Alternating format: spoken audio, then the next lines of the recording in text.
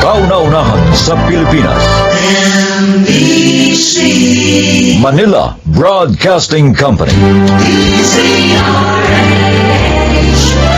DZRH, member, kapisanan ng mga broadcaster ng Pilipinas. Ano? Kukoy, mag-isip ka. Malaking grasa ito lumalapit sa'yo. No? Gusto ko na magbagong buhay, Perry. Sana maunawaan mo ko. At sana, ganun din ang gawin mo.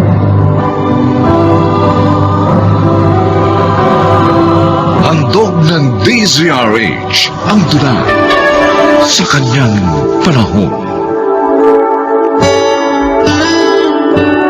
May mga taong nabuhay sa kadiliman.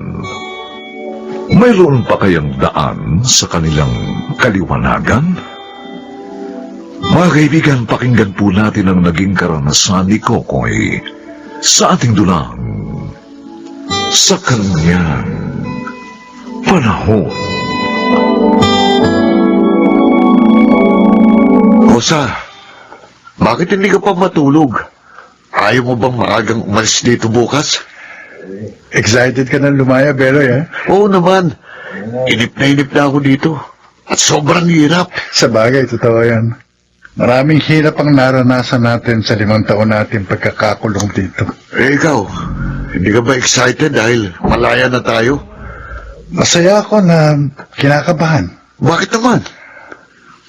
Matagal ko nang hindi nakikita pamilya ko.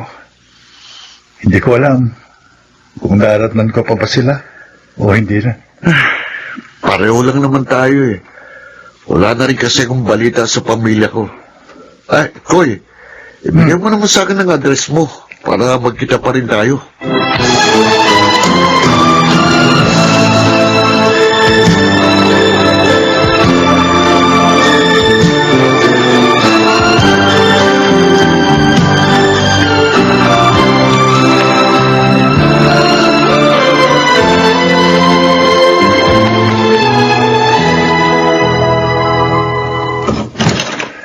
Nay! Kokoy! Naku anak, malaya ka na! Opo, Inay. Sa wakas nakalaya rin ako. Ay, salamat sa Diyos! Pasensya ka na nga pala, anak, ha? Matagal ako hindi nakapunta sa'yo. Eh, paano? Hirap din kasi kami ng ate mo. Naunawaan ko po yun. At patawad pong muli sa mga kasalanang ginawa ko. Alimutan na natin yun, anak. Sana lang ngayong malaya ka na, makapagbagong buhay ka na. Pangako, Inay. Iaayos ko na ang buhay ko. Sila Tessie nga pala. Nariyan pa ho ba sila? Eh, anak, wala na sila dito eh. Ilang taon na rin silang kinuha ni Balaing Ingo. Kaya pala, nawala na ako ng balita sa kanila. Hindi ko naman masisisi si Tessie. Sumama sa tatay niya. Akong nagkulang at nagpabaya sa kanila.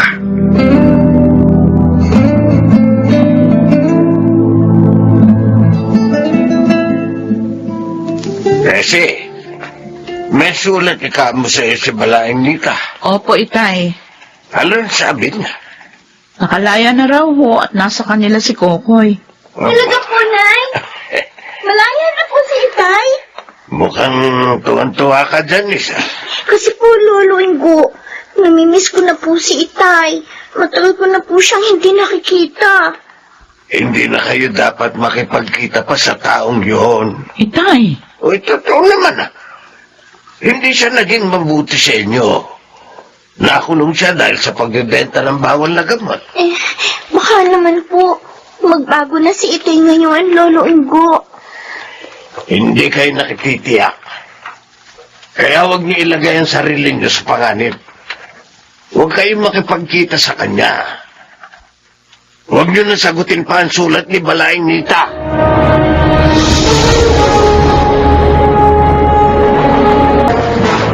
Magtitiwala Magtitinda ka ng fishball at sa malamig, anak. Opo, Nay.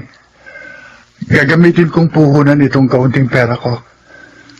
Susubukin ko ring magtinda ng pritong manok. Mabuti may pera ka.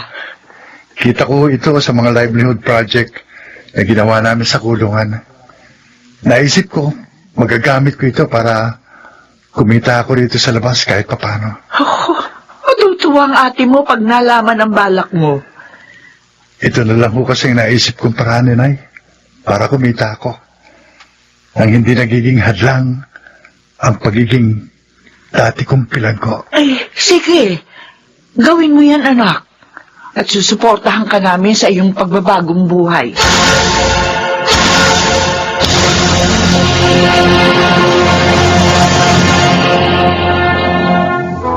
Kokoy, pagtitinda pala ng fishball sa malamig at pritong manok ang pinagkakakitaan mo dito. Oo, Beloy. O, kumusta naman? Ayos na ayos. 4 na nga ang pwesto ko eh.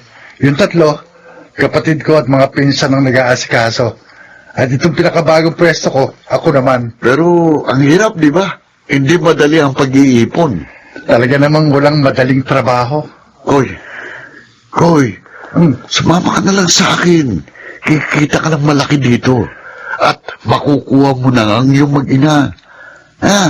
Ano yan, Beloy? Huwag mo sabing bumalik ka na naman sa masamang gawain. Ito lang ang trabaho maaaring kumita ng malaki. Huwag kang mag-alala. Hindi na droga ito eh. Mga bahay sanlaan ang nanakawan natin. Ha? Beloy, kaibigan kita. Uy, Nagkalapit tayo sa kulungan. Pero pasensya na. Hindi na ako maaaring sumama sa'yo. ano? Koy, mag-isip ka. Malaking grasya itong lumalapit sa'yo. Gusto ko nang magbagong buhay, pare. Naku, Sana maunawaan mo ko. At sana, ganun din ang gawin mo. Mapapahamak ka na naman kapag pinasok mo yan.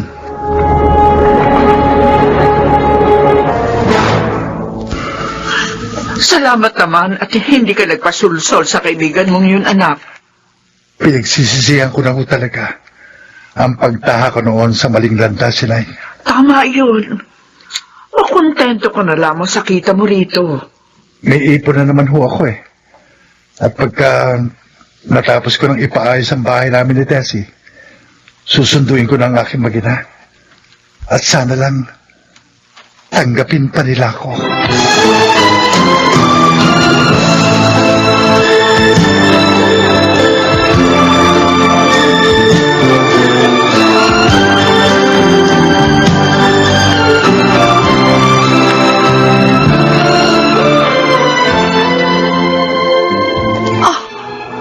Ikaw nga ba? Kokoy? Ako nga, Tessie. Malaya na ako. Matagal na. Alam ko. Natanggap namin ang sulat ni Nanay Nita. Kaya lang, minawalan kami ni Itay na sagutin yun. Kasi, baka raw, hindi ka pa rin nagbabago. Naunawaan ko siya. Pinrotektahan lang kayo ni Tatay Ingo. Kumusta nga pala siya? At ang ating anak? Tay, Ah, nandito po ako. Sinis! Anak! Kumusta na po kayo, Tay? Nagbagong buhay na ang tatay mo, anak. May 4 na nga akong tindahan ng mga pritong manok sa Manila. At maayos na rin ang bahay natin. talaga, Kokoy? Oo, Tessie. At naparito ako para humingi ng tawad sa inyo. At sunduin na rin kayo. Pero paano po si Lolo Ingo? Na-stroke po siya. Inaalagaan at ipinagagamot po namin siya ni Inay. Tsaka hindi ko pwedeng iwan si Itay. Siya ang naging kaagapay ko ng mahabang panahon. Naiintindihan ko, Tessie. Kung gusto nyo, isama natin siya. Maluwag naman ang bahay natin. Doon na rin natin siya ipagamot. Talaga po, Itay? Payag kayo? Oo, anak. Para makabawi naman ako sa inyong lahat.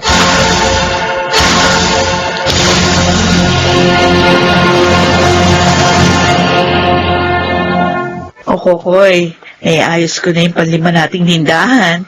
Pwede na tayo magsimula bukas. Sabi nga ni Janice, tutulungan niya ako doon. Buti. Oh, bakit malungkot ka? Bumuntong hininga ka pa. May problema ba? Wala, Tessie. Nalungkot lang ako sa nabalitaan ko. Bakit ano yun? Yung kaibigan ko si Beloy. Oh, Yung sinabi ko sa iyo na naging kaibigan ko sa kulungan at kasabay kong lumaya. oh bakit? Ano nangyari sa kanya? Wala na siya. Napatay daw ng mga responding pulis Ha? habang nagnanakaw sila sa isang pawn shop. Oy, sayang. Binigyan na nga siya ng Diyos ng pangalawang pagkakataon para magbagong buhay. Hindi pa niya ginamit. Sinabihan ko naman siya. Pero hindi siya nakinig.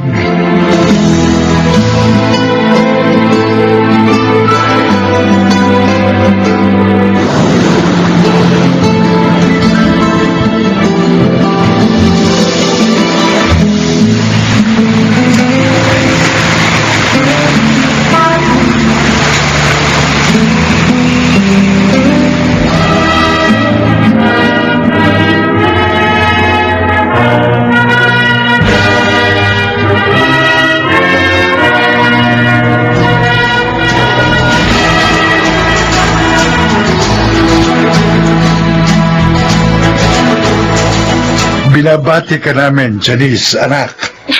Thank you po, Itay. Isa ka ng ganap na accountant ngayon, Janice. Opo, Nay. At mas matutulungan ko na kayo ngayon sa business natin.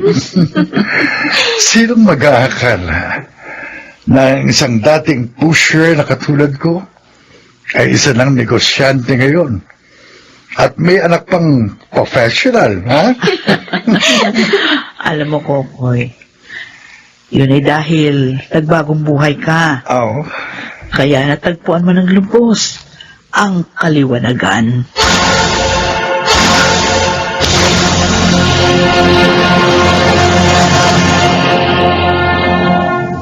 Ang Diyos ay mahabagin. Sa lingkod niyang siya ay hahanapin. Muli siyang pagpapalain sa kanyang panahon.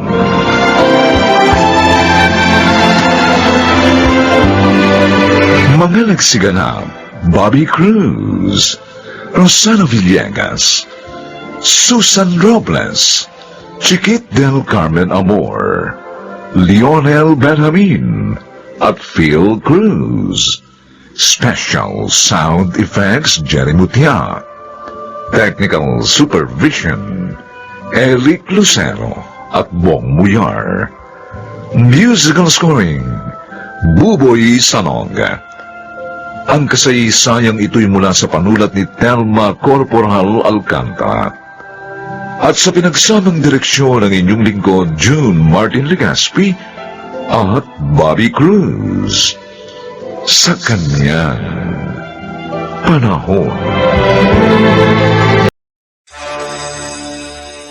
Matapos niya akong ipagbili, noong 5 taong gulang ako kina Mami Lydia, dinig na dinig ko nang hinga niya ng pera si na Mami. At nang bigyan siya, mabilis niya tinanggap. Tapos ngayon, uutusan niya kayo para hingan ako ng tulong dahil may sakit siya.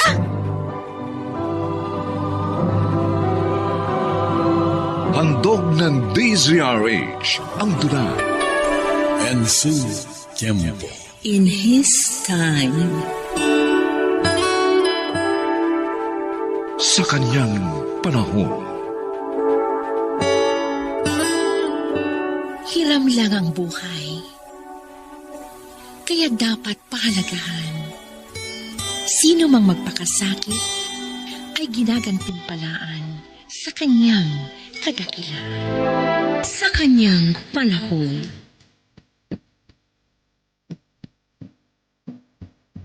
Kapag may simula, may wakas. Maraming maaaring maganap. Mga bagay na hindi natin inaasahan. Ito ang hiwaga ng buhay.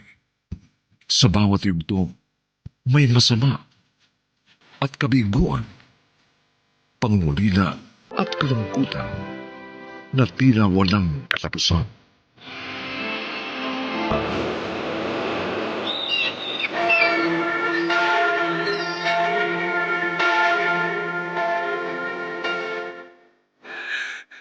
Panginoon, laan akong magdusa sa kasalanang nagawa. Nagsusumamo po ako sa inyo. Akayin niyo ko sa tamang landas.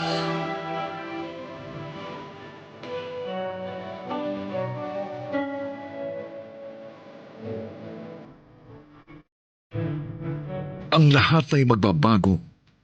Mananaig ang matuwid. Mangingibabaw ang kaligayahan. At maghahari ang kapayapaan. Dahil walang mahirap, walang mayaman. Lahat ay pantay-pantay sa kanyang panahon.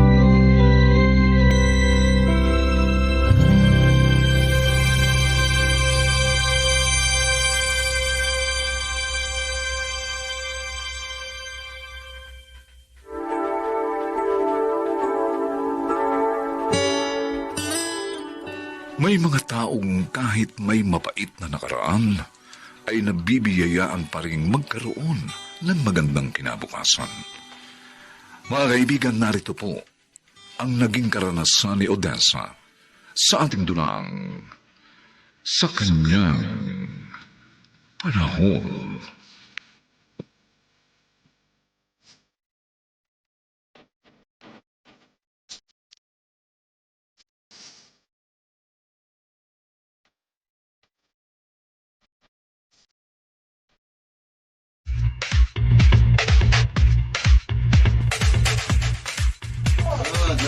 Mami?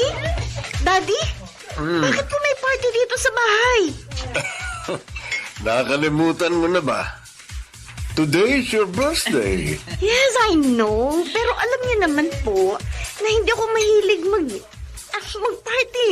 Ganito ang granding celebration. Anak, talagang sinadya naming surpresahin ka? Gusto naming maging unforgettable ang huling birthday mo. Nabuo tayo. Yes. Kaya ginawa namin ito. Huling birthday? Bakit naman po huli? Mag-aasawa ka na, anak, di ba? Namani ka na kagabi yung nobyo mo. O di sa mga susunod na birthday mo, hindi ka na namin kasama. Hindi na tayo buo. Daddy, Mami, kahit po ikasal na kami ni Ron, makakasama ko pa rin kayo sa mga special occasions sa buhay ko. Kaya buo pa rin tayo. O paano kung nasa abroad kayo? Tama. Tama ang mami. O kaya kung mawala kami ng mami mo, o ako. Dad, hindi po kayo mawawala. Ang lakas-lakas niyo ni Mami. Anak, hayaan mo na lang kami. Ngayon lang naman ito eh. At saka, hindi ka naman mananalo sa amin. Oo nga. Salamat po, Mami, Daddy. Sa pagmamahal at pagbigay niyo po sa akin ng magandang kinabukasan. Pinunan niyo yung malaking kawalan sa buhay ko. O anak, huwag kang umiyak. Sana lang, anak. Lahat ng mga itinuro namin sa iyo ay isabuhay mo. Maging ang pagiging mabuti sa iyong kapwa.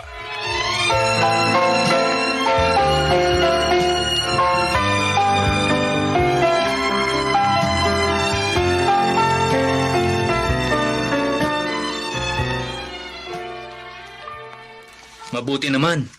Isinama niyo ako sa mga abay sa kasal ninyo ni Ron. Dahil kung hindi niyo ginawa yon, magtatampo talaga ako sa inyo, lalo na sa iyo, Odessa. Susto naman. Ikaw pa ba naman ang mawawala? Eh, ikaw yata ang paborito kong pinsan. Salamat. Kailan ba ang eksaktong kasal? 3 months from now, Kuya Rodel. Ayos. Mahaba pa ang time ko para maghanap ng pangregalo. Uy, salamat Salamat? Saan? Dahil tulad ni na Mami Lydia at Daddy Arman, naging mabait din kayo sa akin. Kayo ni na tita at tito. Inari mo akong pinsan. Kahit ampun lang ako. Nagsenti ka na naman. Kasi, mabait ka rin. Hindi ka sakit ng ulo kina Tito Arman. At saka, ako lang naman ang anak ni na Mami at Daddy. Kaya naging malapit din sa'yo ang loob nila. Swerte ko pa rin talaga. Dahil kina Mami Lydia at Daddy Arman ako napunta. Oh, may nag-text. Teka Pakasiro lang. na yan. Oo, titingnan ko ha. Ha? Hindi! Kuya Rodel! Oh, Si Daddy! Dinala ni Mami sa ospital!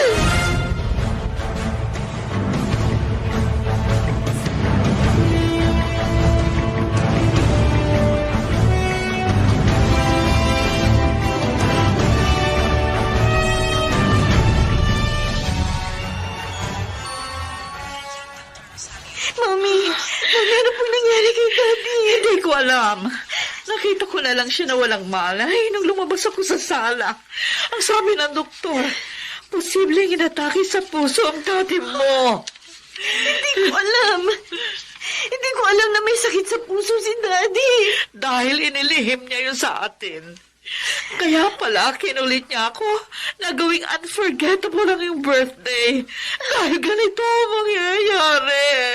Mami, ilalapit tayo ng doktor kay Daddy. Tayo na po.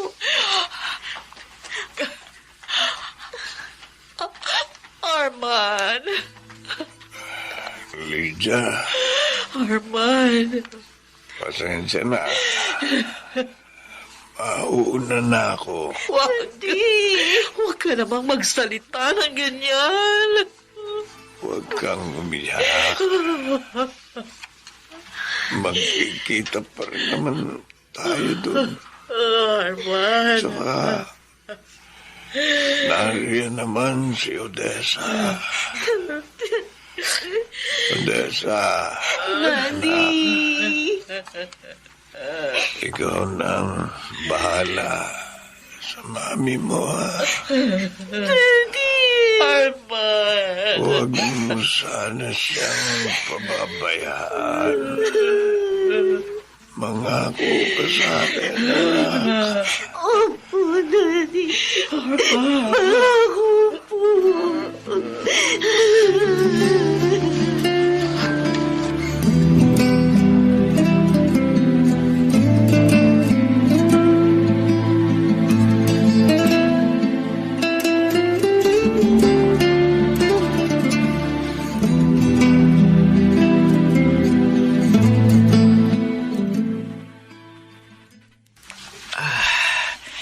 Eto na po yung pinagbentahan ko, Mang Dado. Salamat, Emang. Parang napagod ka ng husto, ah. Nanghihina na naman po kasi ako. Dapat kasi magpahinga ka muna sa pagtitinda sa palengke, kahit ilang araw lang. Kung gagawin ko yun, paano po ako Huwag mabubuhay? kang mag-alala. Kung 2 hanggang 3 araw lang naman, kaya ka naming tulungan ng asawa ko. Kami nang bahala sa pagkain mo. Basta't magpahinga ka lang, ha? Po, maraming salamat po, Mang Dado. Napakabait niyo sa akin ni Aling Nita. Mabait ka rin naman, kaya dapat na tulungan lang. Teka, pero may pinagtatakan lang kami sa iyo. Ano po yun? Nasaan bang pamilya mo? Bakit hinahayaan ka nilang mag-isa lang?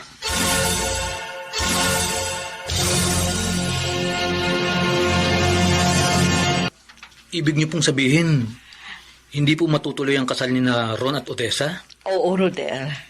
Dahil nga sa nangyari sa Tito Arman mo. Kailan na po matutuloy yun?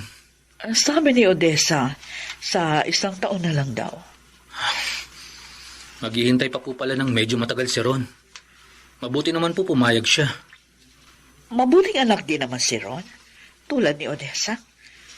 Kaya hindi naging mahirap sa kanya natanggapin ang pasya ng iyong pinsan.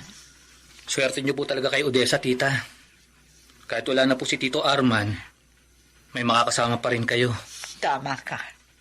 Sabi pa nga ni Odessa, hindi niya ako iiwan ng iisa, kahit makasal na sila ni Ron.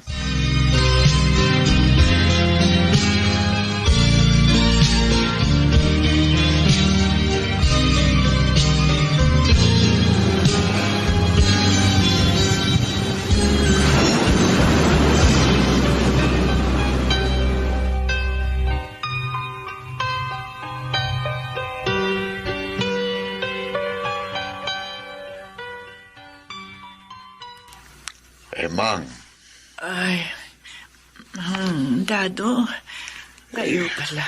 kanina pa ako kumakatok hindi ka sumasagot.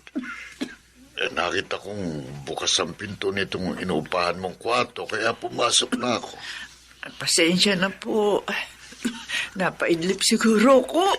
Teka po kung hindi ka gumagaling sa mga binibigay na gamot sa'yo ng center nyo, Dapat siguro daling ka na sa ospital.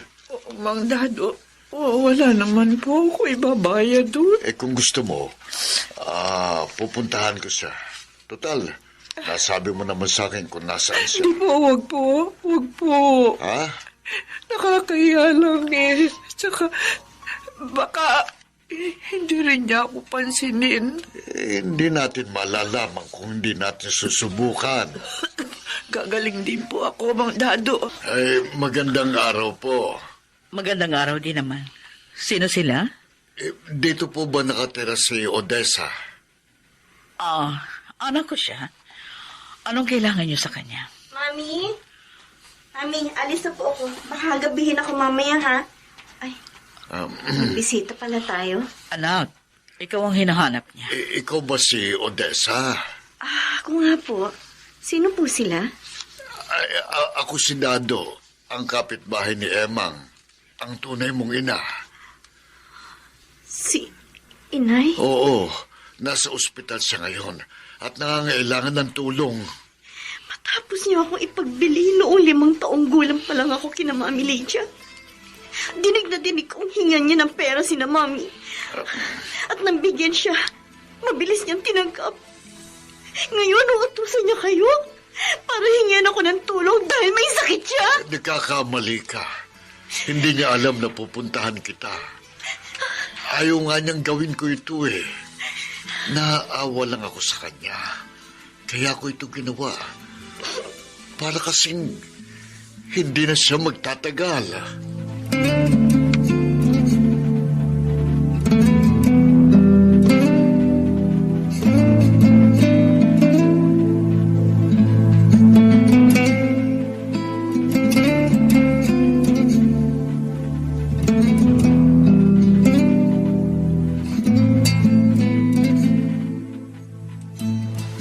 Tita Lydia, Rodel, salamat at dumating ka. kumusta na po si Pinsan? Ayun. Iyak pa rin siya ng iyak doon sa kanyang kwarto. Siguro po, dahil muling nagbalik sa kanya ang sugat ng kanyang nakaraan. Gano'n na nga. Ano pong balak niyo? Ang gusto ko, kausapin natin siya para kumalma na. Tita, papayagan niyo po ba siyang puntahan ng tunay niyang ina?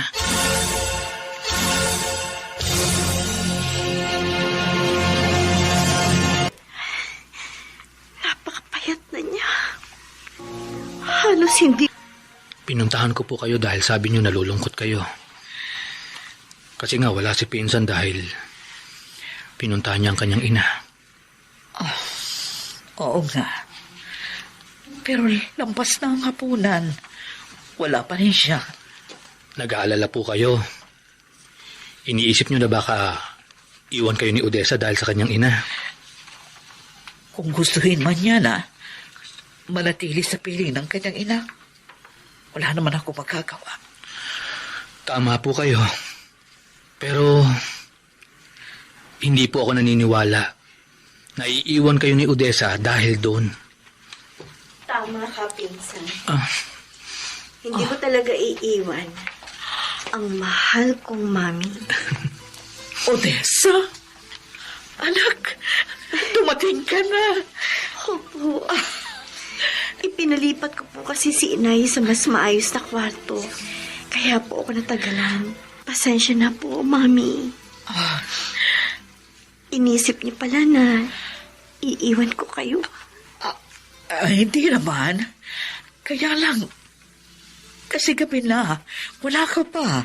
Mami, mahal na mahal ko po kayo. At lalong naragdagan ng pagmamahal na yon nang sabihin ninyong igawad ko ang aking pagpapatawad kay Inay. Salamat. Salamat, anak ko. At saka nangako po ako kay Daddy na hindi ko po kayo pababayaan. Kaya makakasama po ninyo ako habang buhay.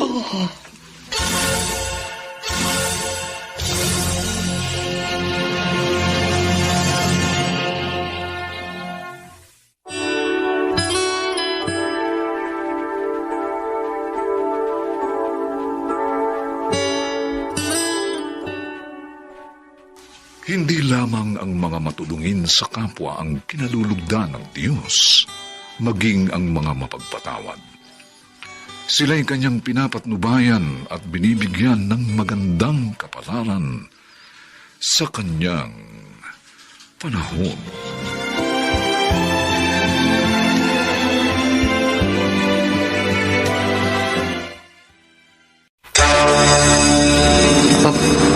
Ano yun?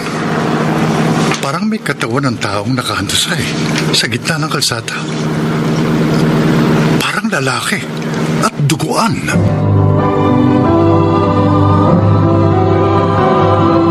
Handog ng DZRH ang dula sa kanyang panahon.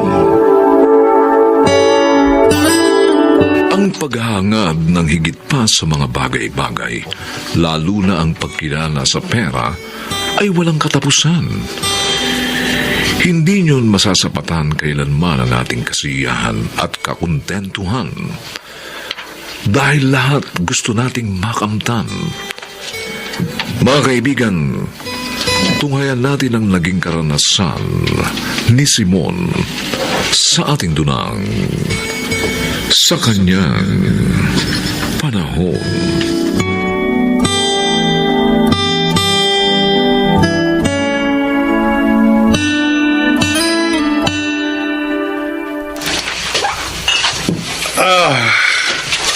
Yun bang legacy, Dre? Yung kahit patay na ako, may maiwan akong magandang halimbawa dito sa mundong ibabaw. Kaya ganon, para pa rin akong buhay sa alaala ng mga kapitbahay natin dito sa Angolo. Hindi na ako makakalimutan. Lintik na. Lasing ka na nga, Dre. Puro legacy na naman yung bukang bibig mo. Bakit ito ba pagiging manginginom natin? Di mo maituturing ng legacy. Pag namatay tayo, malulungkot yung mga nagtitinda ng alak dito. Dahil nabawasan ang mga customer nilang lasinggero. Diba? Maaalala rin nila tayo. Puro kakalokohan eh. Ako, seryoso ako sa sinasabi ko. Basta gusto ko mag-iwan ng legacy dito sa mundo. Tapos ang usapan. Ay, mabuti pa nga magbayang mag-iliw na tayo. Sa Sabado na lang ulit, kapag wala kang biyahe, pahinga ko naman sa pagpapasada ng tricycle. Sige. Pero tandaan mo lahat na sinabi ko sa'yo. Hindi ako magmimintis doon, pare.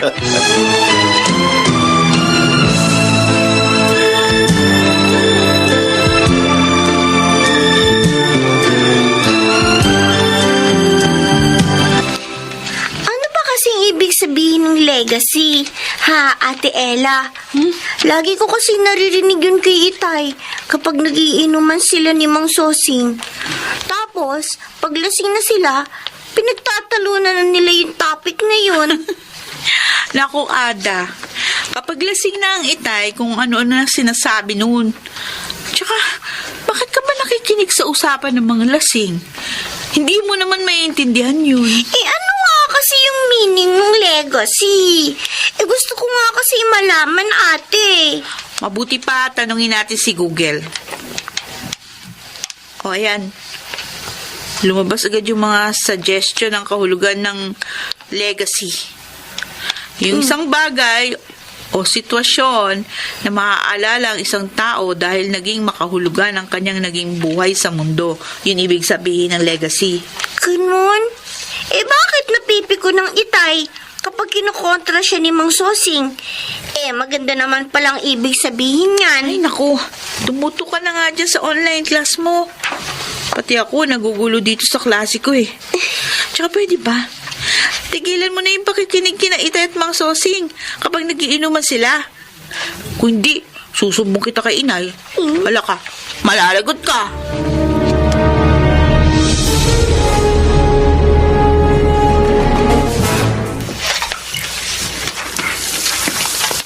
Ay, Miling. Tumayo ka nga muna dyan sa paglalaba. Kunin mo na itong natira sa sahod ko. To, para makapagpahinga na ako. Pagod ako sa biyahe. Ano to, Simon? 3,000? Nagbibiro ka ba? Aba, hindi tayo mabubuhay nang hanggang sa susunod mo pang sahod sa 3,000. Sumahin mo kaya lahat ang mga gastusin natin dito. Magkukwentahan na naman ba tayo? Yung binayaran ko sa karinderya, sa labas ng warehouse namin. Almusal, tanghalian, merienda, hanggang hapunan. Baka nakakalimutan mo naman, pandemic ngayon. Kaya salita lang ang biyahe ko ng mga materyales. Natural, magkano na lang ang sasakurin ko ron? Wala ka rin kasing disiplina sa pagkain eh. 2 beses na kain sa maghapon. Pwede na yon. Di pa merienda ka pa? Pwede namang uminom ka na lamang ng tubig. Wala ka pang babayarang merienda sa karinderya. Mas lalong masama kung biyahe ko ng gutom. Ay, sus. Kung mahilo ko sa biyahe, bumangga yung van na minamaneho ko. Hindi bali sana kung mamatay ako sa aksidente. Na? Paano kung ma-hospital pa ako? At gagastos pa nakatakot-takot sa pagpapagamot ko? No. Oo, kaya kung ako naman ang maka-aksidente, ako naman ang susuka ng pera sa nadiskasya ko. Tingnan ko lang kung may pagpipilian ka dahil lamang sa sobrang paghahanap mo sa pera.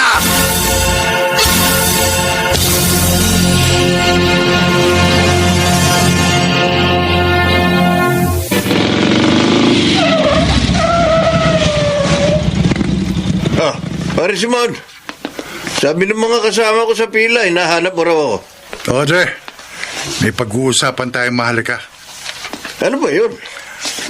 Sige, paandarin mo ang tricycle mo. Maghanap tayo ng lugar na walang makakarinig sa pag-uusapan natin. May alam ako, doon sa lumang building.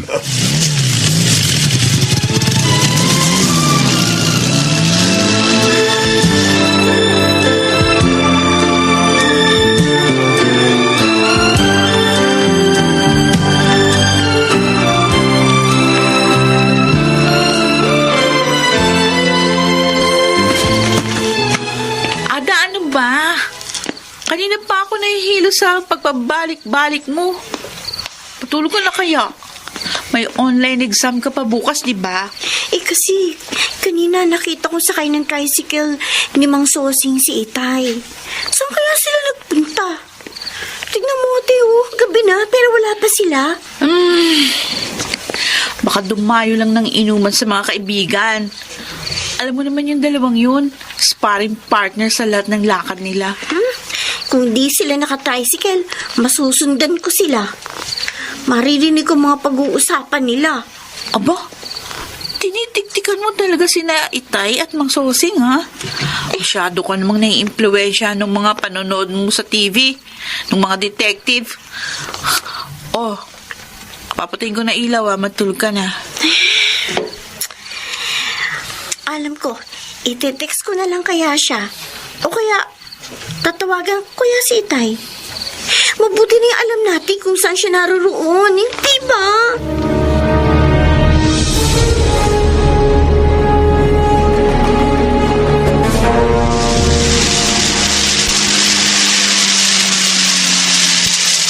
Ano pare?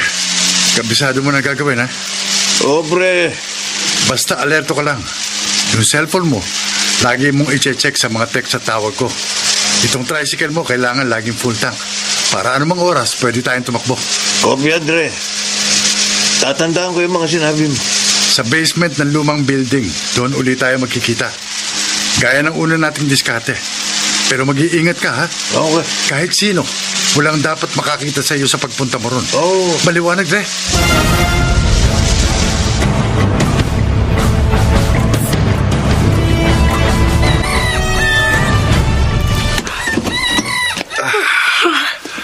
Oh, Simon, saan ka ba galing? Madaling araw ka lang nakauwi. Ano yan ang text at tawag sa'yo ng mga anak mo pero hindi ko rin sumasagot. May biyahe pa nga ako mamaya eh. Gahatid ako ng mga pyesa ng computer sa isa naming customer. Kaya kailangan ko munang umidlip kahit konti. O siya nga pala, kunin mo na itong perang dala ko. Ikaw na bahala dyan ha. Antok na talaga ako eh. Oh, teka. Ba, ang daming pera nito, Simon. 30 milyan. Galing yan sa naswertihan kong sideline. Ha? O sige na, matutulog muna ako ha. Gisingin mo na lang ako bago mag alas 6 ng umaga dahil papasok naman ako sa warehouse. Sandali. Teka. Sabihin mo muna sa akin kung saan galing ang 30 mil na ito. Hindi ko naman pwedeng gastusin ang perang to nang hindi ko nalalaman kung saan ang galing. Basta gastusin mo ang perang yan sa mga pangangailangan dito sa bahay, tapos. Ang hirap sa iyo eh. Ngayong binigyan ka ng malaking halaga, ang dami mo pa ring tanong. Ang bihira. Saan ba talaga ako susuot sa buhay natin dito? Ha, Miling?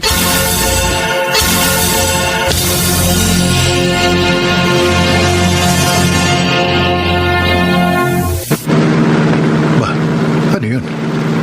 Parang may katawan ng taong nakahandusay sa gitna ng kalsada. Parang lalaki at duguan. Ihinto ko muna ang van sa isang tabi. Titignan ko kung ano nangyari sa taong yon.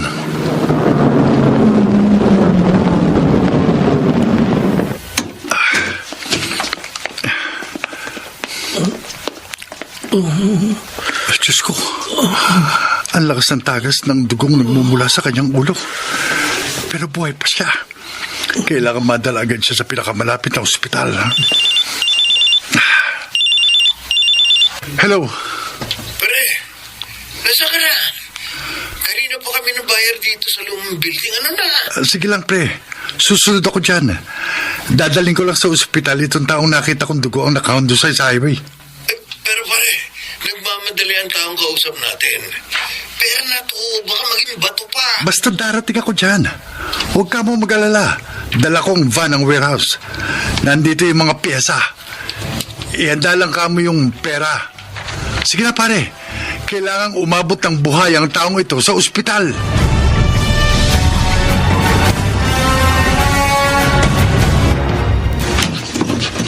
Mga anak, tumawag ang tatay nyo. Ha? Nasa ospital daw siya. Pinagdadala ko ng pera. Kailangan puntahan ko siya ron. May nangyari po ba kay Itay? Nay? Sasama po kami ni ate, Nay. Hindi na. Dito na lang kayo sa bahay. Basta ang sabi niya, kailangan ng tulong na pinansyal ng taon dinala niya doon. Hala, sige na. Sara niyo na yung pinto. Alis na ako. Para makarating agad ako sa ospital na sinabi ng tatay niyo.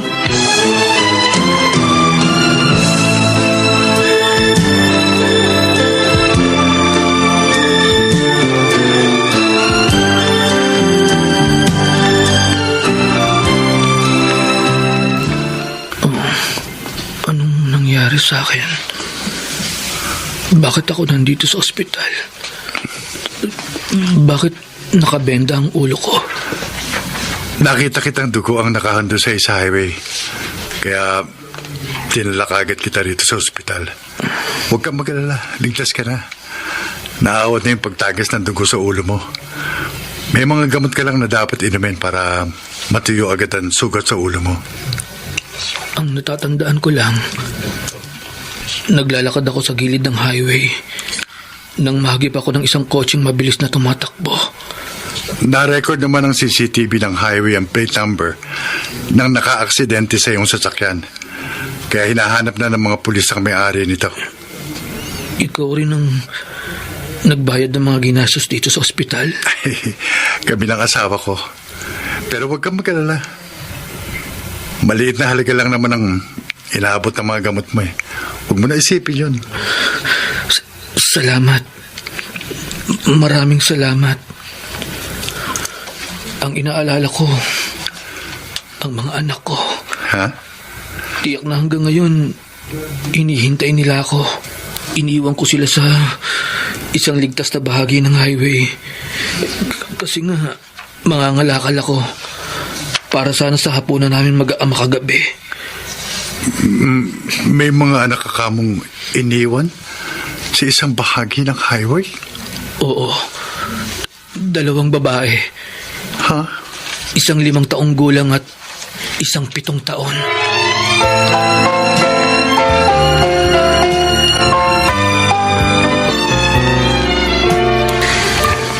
Buti na lang pala. Hindi natuloy ang transaksyon natin kagabi. Kundi, kalaboso tayo. Katulad nung kasama mong delivery driver na nahuling ibinebenta mga pyesa ng computer. Gusto ko nga isiping sinadya ng tadhana yung pagkakakita ko dun sa dugoang lalaki na naaksidente sa highway. Parang nga kasing huminto roon yung mga oras eh. Kaya na ibang daloy ng mga mangyayari kagabi. Buti.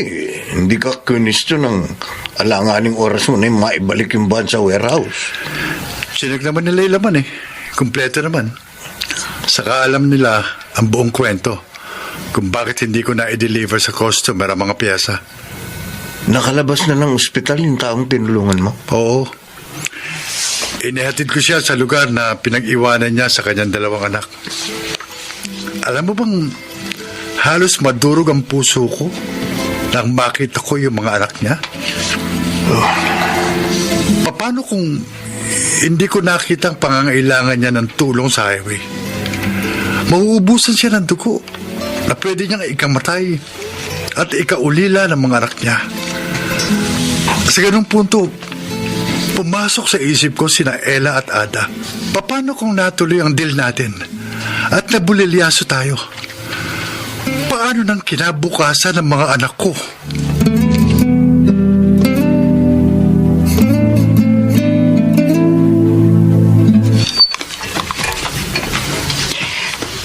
Simon, patawarin mo ko.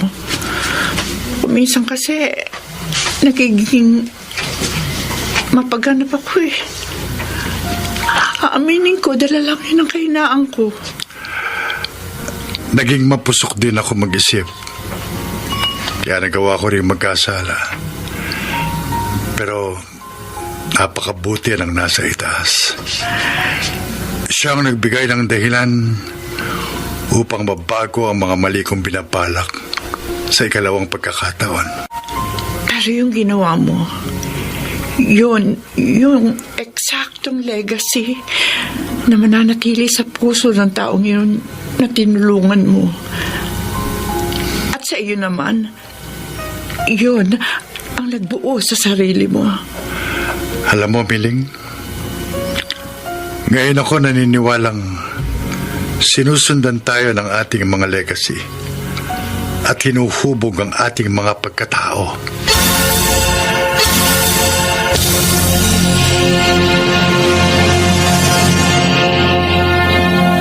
Higit sa maibibigay na kasiyahalang pera o iba pang material na bagay na inaakala nating magiging sangkap ng mga anyo ng ating kaligayahan, ay ang legacy ng mabuting pagkatao at malalim na pananampalatayang maipapasa natin bilang isang magandang halimbawa sa kanyang panahon.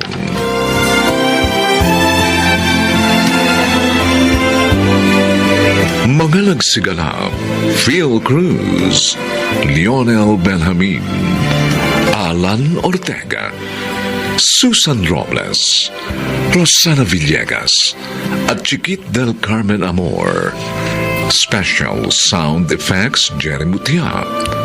Technical supervision: Eric Lucero at Bong Muyar.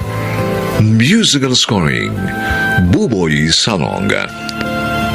Ang kasaysayang ito'y mula sa panulat ni Sel Barlam at sa pinagsamang direksyon ng inyong lingkod June Martin de Gaspi at Bobby Cruz. Sa kanyang panahon. Pakinggan mong paliwanag niya, Roger. Hindi na! Ayoko nang marinig ang mga paliwanag ng masamang babae niyan!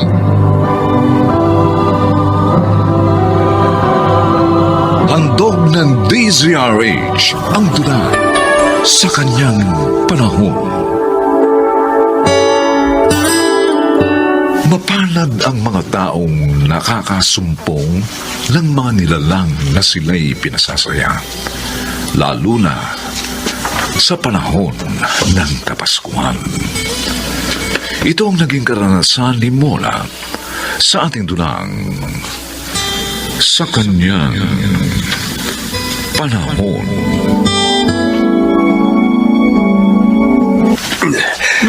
Ang sarap niyo pala magluto, Nanay Mona. Busog na busog ako. Ako nga rin eh. Salamat naman na ibigay niyo niluto kong ulam natin. Alam nyo, pag ganyan kayo lagi kasarap magluto, tataba kami ni Johnny. Tumpak! At lagi na kami dito maghahaponan ni ate. Abay, mainam yun. Mas masaya.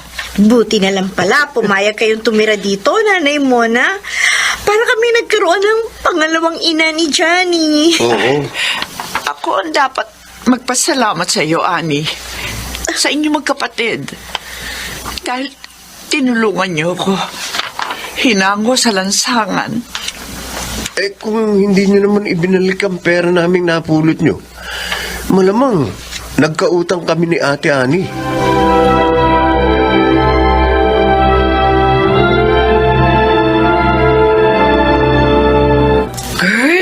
Ang linis ng bahay nyo, ha? Ang ganda ng pagkakaayos. Oo, si Nanay Mona ang nagpakahirap sa pag-aayos niyan. O pagkakatiwalaan pala yung kinupop ninyo. At saka masipag, ha? Oo, at masarap pang magluto. Ay, kaya naman pala tumataba kayo ni Johnny. Sinabi mo pa. Pero nagtataka lang ako, ano? Oh, bakit? Nasaan ba yung pamilya ni Aling Mona? Bakit siya hinayaang manirahan sa lansangan? May pamilya siya, Julie. Pero pinalayas siya. Ha? Diyos ko naman. Bakit?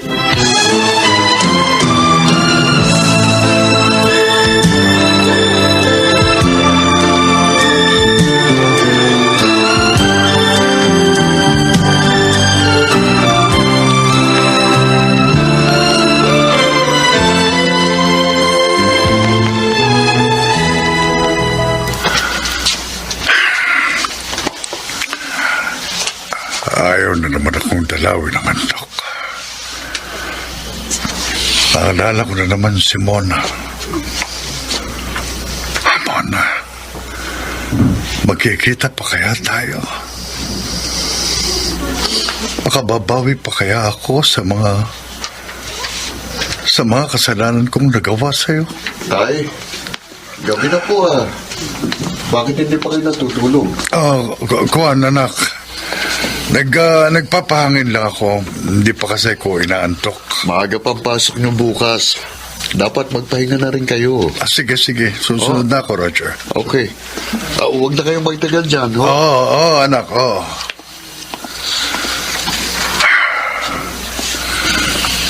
Lahat ng kaibigan natin na pagtanungan ko na.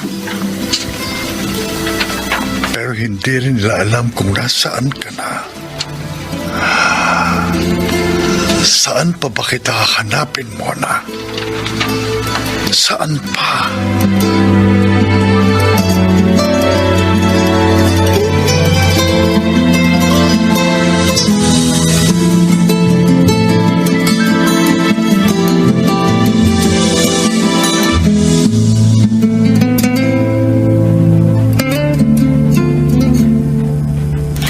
Gusto niyo magtinda ng bibingka?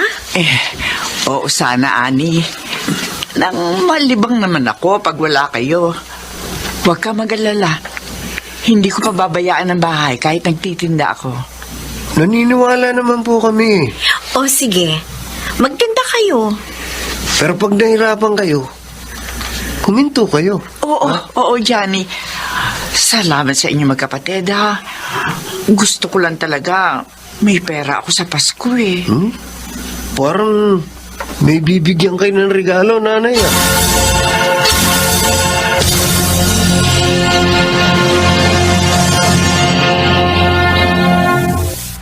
Sa akin po ang magandang telang ito, Nanay.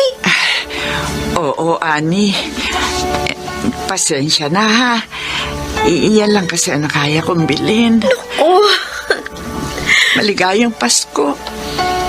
May regalo din ako para kay Johnny. Maligayang Pasko din po. May regalo din po kami sa inyo ni Johnny. Napakalaking regalo niyo na sa akin na hinangon niyo ako sa lansangan. At hindi na ako nagpasko doon ngayon. Kaya pala gusto niyo magtinda, ha? Para may pambili kayo ng regalo sa amin. Dahil gusto ko naman, kahit konti, mapasaya ko kayo magkapatid. Sobrang saya po ang naidulot ninyo sa amin, Nay. Parang nga pong nagkaroon kami ng pangalawang ina. Kung maaari nga lang, huwag na kayong mawala pa sa amin.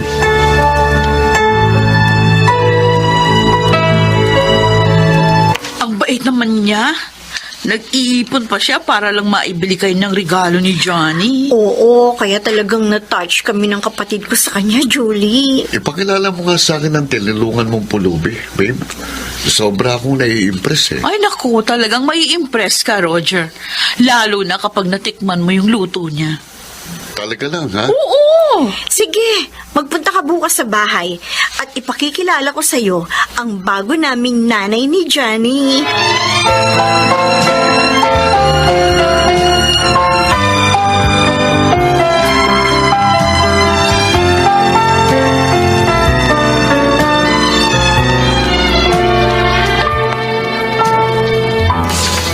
Upo ka, Roger. Salamat.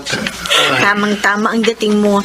Nagluto si Nanay Mona ng masarap na merienda para sa atin. Sa wakas, makikilala ko na rin siya.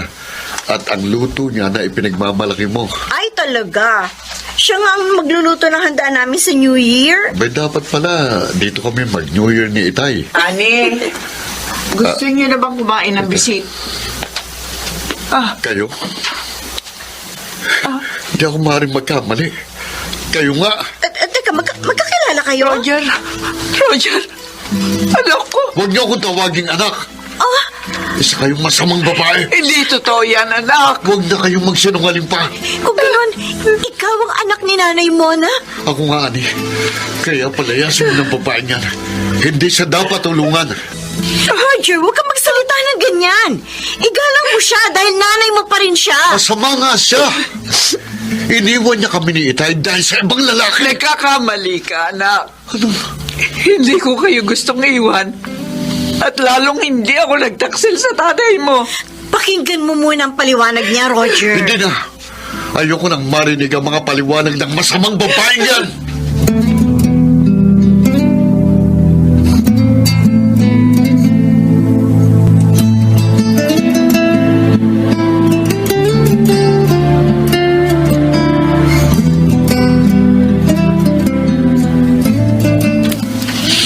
Roger, bakit mukhang galit ka, anak? Nag-away ba kayo ni Andy? Akala ko hindi na ako masasaktan ni Tay. Akala ko baliwala na lang ang lahat. Pero bakit nasaktan pa rin ako? Ano ba ibig mong sabihin? Nakita ko siya. Sinong siya? Ang asawa niyo. Ano? Siya palang ipinagmamalaki ni Annie na mabait na pulubing kinupkup nila. Hindi ko siya matanggap ito eh. Samahan mo ako sa kanya. Ibig ko siyang makita. Para ano? Tay, niloko na niya kayo. Pinagtaksilan. Iniwan tayo at sumama sa ibang lalaki. Anak, panahon na para malaman mo ang katotohanan. Hindi tayo iniwan ng iyong ina. Ano ho? Pinalayas namin siya. Naniwala ako sa sinabi ng lola mo na may lalaki siya. Huli na nang malaman kong kasinungalingan lang pala ang lahat. Ibig niyo sabihin, gawa-gawa lang ni Lola ang lahat? Oo, anak. Dahil may iba siyang gusto para sa akin. O Diyos ko, kawawa naman si Inay. Mahabang panahon siyang nagtiis ng hirap.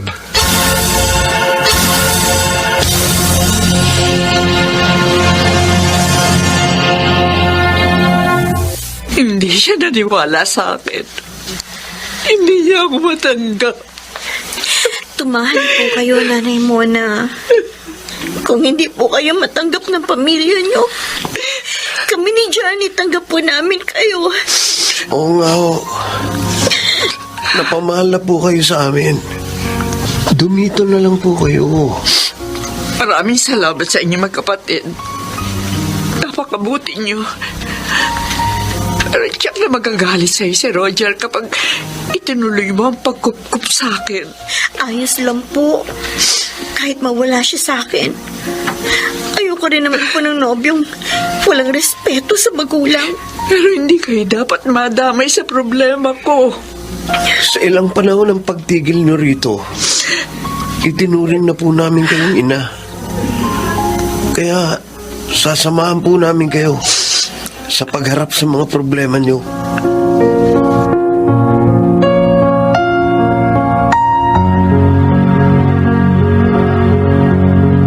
Isang oras na lang. Papasok mga panibagong taon. Pero ang buhay ko, nananatili pa rin malungkot. Nakita ko nga muli ang aking pamilya. Pero hindi naman ako matanggap. Lalo ng aking anak. Makakalaya pa kaya ako sa kalungkutan ito? Nanay Mona, may bisita po kayo. Nay, Happy New Year po. Happy New Year, Mona.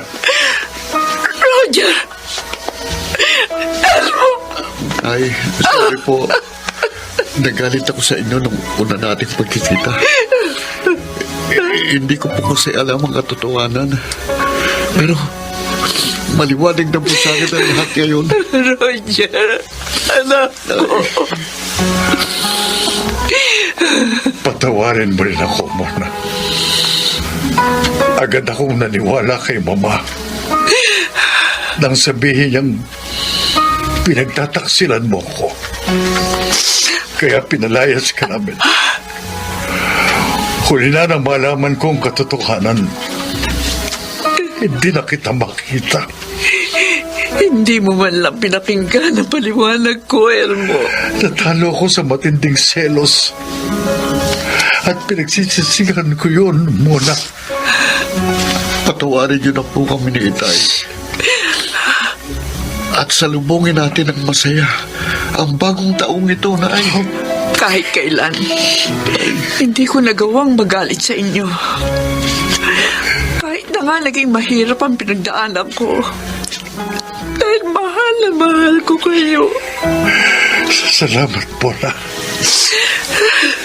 Pangako, babawi ako sa lahat ng mga pagkukulang ko sa'yo. Asawa ko. Elmo. Oh. Huwag na po kayong umiyak, Nanay. Naiiyak na rin tuloy ako eh. Oo nga naman. Ang dapat, magsaya tayo. Dahil napakagandang salubong sa taon na buo na muli ang ating pamilya.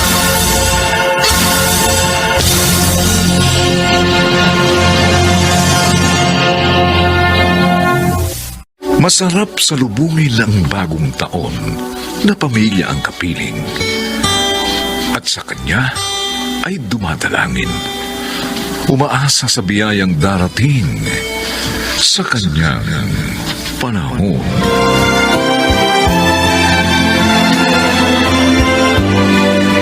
Mga nagsiganap: Susan Robles, Chiquit del Carmen Amor, Rosana Villegas, Lionel Benjamin, Phil Cruz at Bobby Cruz. Special Sound Effects Jerry Mutian. Technical Supervision Eric Lucero at Bong Muyar. Musical Scoring Buboy Sanonga. Ang kasaysayang ito'y mula sa panulat ni Telma Corporal Alcantara. At sa pinagsamang direksyon ng inyong lingkod, June Martin Legaspi at Bobby Cruz. Sa kanyang panahon.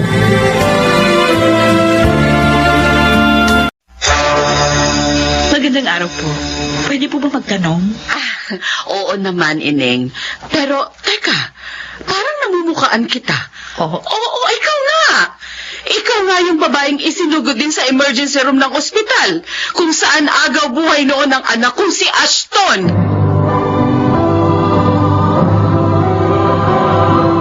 Handog ng DZRH ang dulang sa kanyang panahon. Gaano nga ba kahalaga ang paggawa ng kabutihan bilang pagbabalik din sa kabutihang nakamit? Mga kaibigan, narito't ating pakinggan ang naging karanasan ni Celeste sa ating dulang sa kanyang panahon.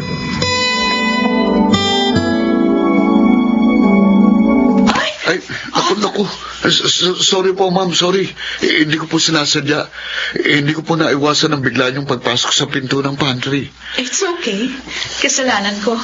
Hindi rin kasi ako nakatingin sa daraanan ko eh.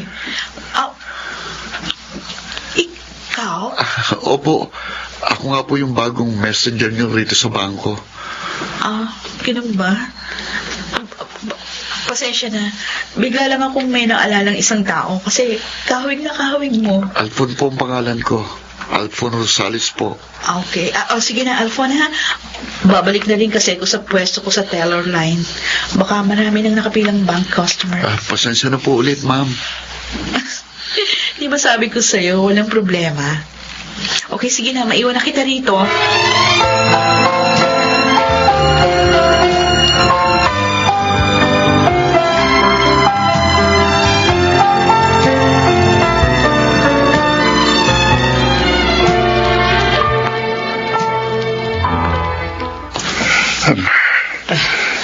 Nakikita ko na yung malaking rebulto ng Birheng Maria. Kaya malapit na tayo sa punto at anak natin na. Ay. O bakit kasi? Ipinagbabawal na rito sa loob ng sementeryo yung pagpasok ng mga tricycle. Ang haba-haba tuloy ng nilalakad natin mula sa gate. Kaya nga ako ang iniisip ko kapag nagkaroon tayo ng pera. Ay, kapagod. Palagyan natin ang bubunga ng puntod ng anak natin. At saka mahabang bangkong bato na mauupuan. Para kahit maghapon tayo roon, makapagpapahinga tayo. Kaya lang, sa kalagayan natin ngayon na pareho nang hindi makapaghanap buhay dahil sa mga sakit natin sa katawan, baka hanggang pangarap na lang yung sinasabi mong yan, Lucas.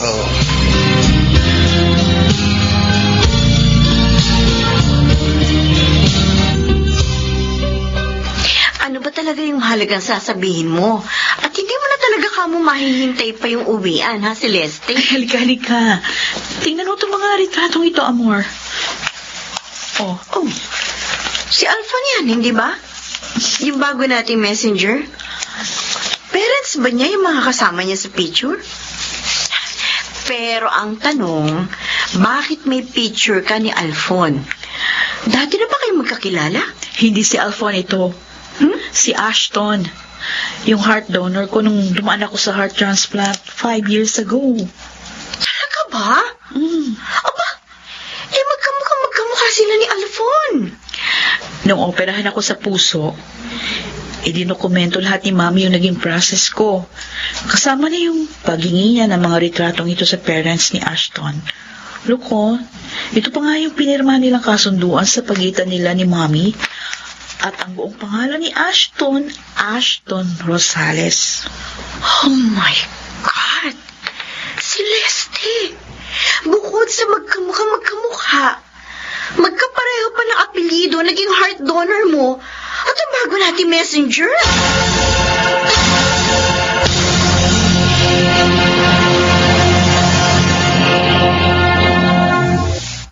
5 years ago na nakakaraan, Celeste. Tapos ang transaksyon sa pagitan mo at naging heart donor mo. Pero bakit ngayon? Kailangan mo pang hanapin yung tirahan ng kanyang mga magulang. Dahil mula sa kanila ang isang bahagi ng sistema ko, Angelo. Hindi ba dapat Pasalamatan ko sila ng personal. Ginawa na yun ng mami mo na nabubuhay pa. Binayaran pa nga sila ng kaukulang halaga. Hindi pa ba sapat yun? Gusto ko lang gantihan ang pagkakaroon nila ng busilak na puso. Mahirap bang unawain ang gusto ko mangyari? Alam mo, nagkaganyan ka lang nang dumating ng bago niyong mensahero doon sa department niyo. Gusto ko tuloy isipin, obsessed ka na sa messenger na yun. Angelo, ganyan na ba kababa ang tingin mo sa akin? Para paratangan mo ako ng ganyan?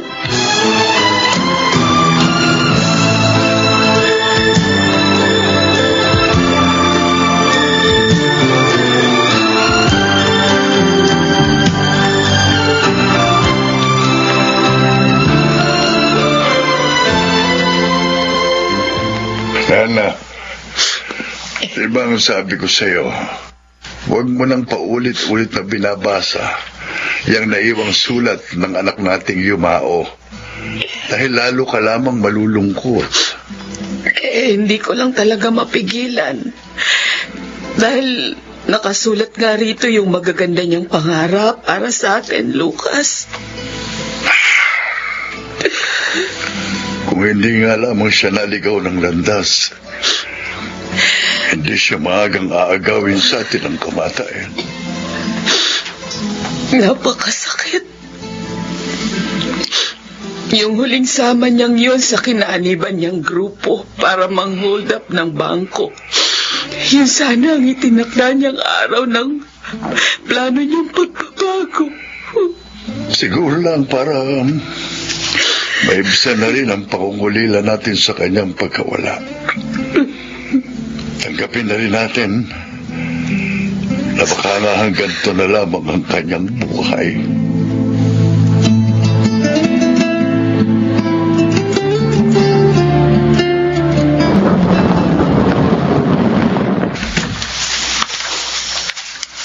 Nandito na tayo sa tirahan ng parents ni Ashton Rosales. Gaya nga ng address na nakasulat dito sa kasunduan ng mami mo at ng mga magulang niya, Celeste. Okay, sige. Sandali, bababa na ako ng kotse. May matandang babaeng nagwawalis sa harapan ng bahay. Doon ako sa kanya magtatanong. Sige. Ingat.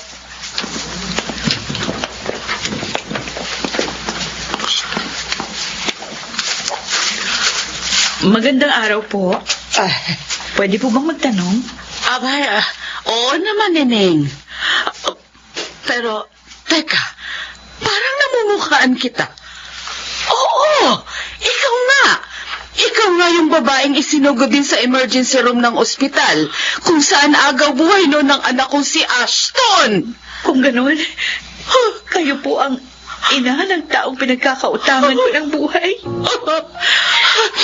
Hindi ko makakalimutan ang sandaling yon. Langlapitan ako ng iyong ina at hilingin sa akin na kung maaari ay ipagkaloob ko ang puso ni Ashton sa iyo. Dahil nakararanas ka ng heart failure.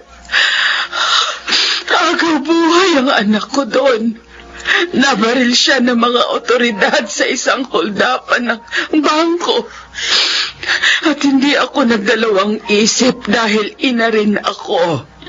At tamangdam ako ang kagustuhan ng iyong ina na dugtungan ng iyong buhay.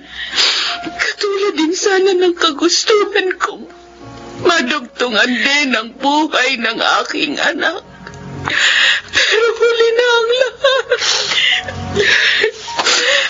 Salamat. Maraming salamat po sa busilak niyong kalooban. Wala pong kapantay ang ginawa niyong kabutihan. Ang hiling ko lang sana sa iyo sa mga sandaling ito. Pwede ko bang haplusin ang puso ng aking anak? Opo. Malaya kayong damhin ang puso ni Ashton. Diyos ko. Damang-dama ko ang pintig ng puso ng anak ko. Buhay na buhay ang puso ni Ashton ko. Buhay na buhay.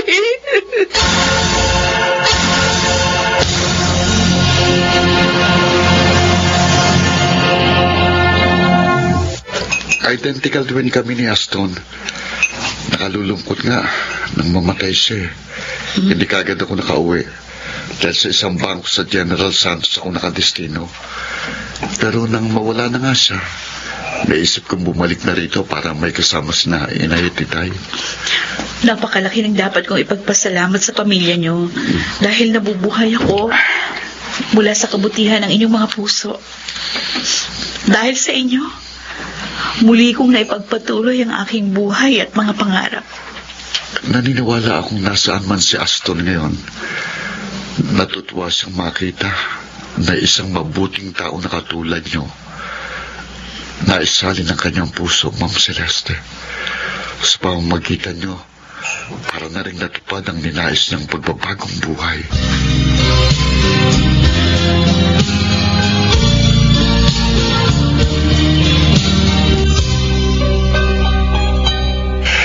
Nana, ang daming lamang pera ng sobrang ibinigay sa atin nang nagpunta rito ang heart recipient ni Aston. Oo. Nasa 300,000 ng bilangin ko. Ay, ayaw ko nga sanang tanggapin. Pero mahigpit niyang inilagay sa mga palad ko. Kulang pa raw ang halagang ito sa malayang buhay na tinatamasa niya mula nang maisalin sa kanya ang puso ng ating anak. Oo, napakabuti rin niya. Sadyang hinanap pa niya tayo. Hindi lang para pasalamatan, kundi para rin gantihan ang kabutihang naganap sa ospital na yun. Ilang taon na rin ang nakararaan. Ang pagkakapasok ni Alpon bilang mensahero sa bangko nila, ang siyang naging daan upang muling magtagpo-tagpo ang ating mga landas, Lucas. Oo, kaya nga naiisip ko, kahit magkalayo na sila ni Aston, may mga paraan pa rin ang Diyos para papagtagpuin ang kanilang mga kalooban bilang magkakambal. At sa mga perang ito, abay hindi lang natin mabububungan ang puntod ni Aston. Kundi maaari pa tayong magtayo ng maliit na tindahan dyan sa harapan ng bahay natin. Sa gayon, kahit papano, may mapagkukunan tayo para sa pang-araw-araw nating mga gastusin.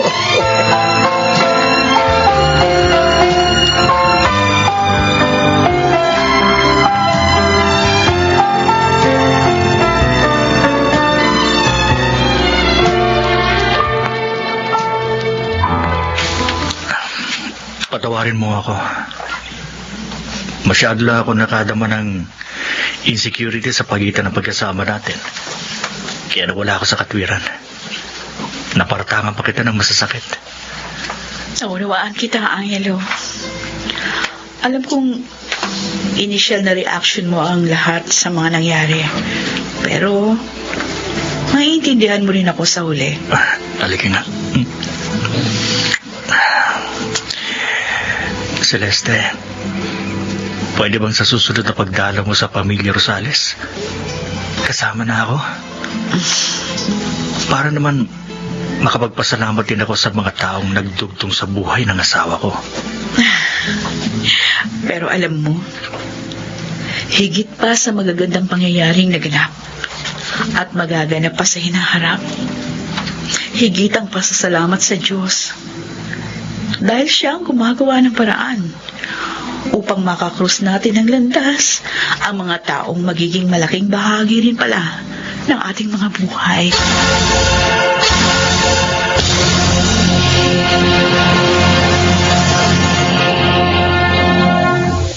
Walang sino man ang nabubuhay para sa sarili lamang.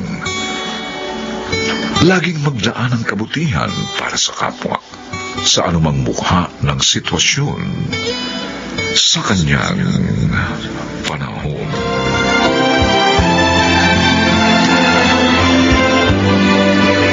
Mga nagsiganap: Rosana Villegas, Chiquit del Carmen Amor, Jenaline de la Cruz, Phil Cruz, Bobby Cruz, at Maynard Landicho Jr.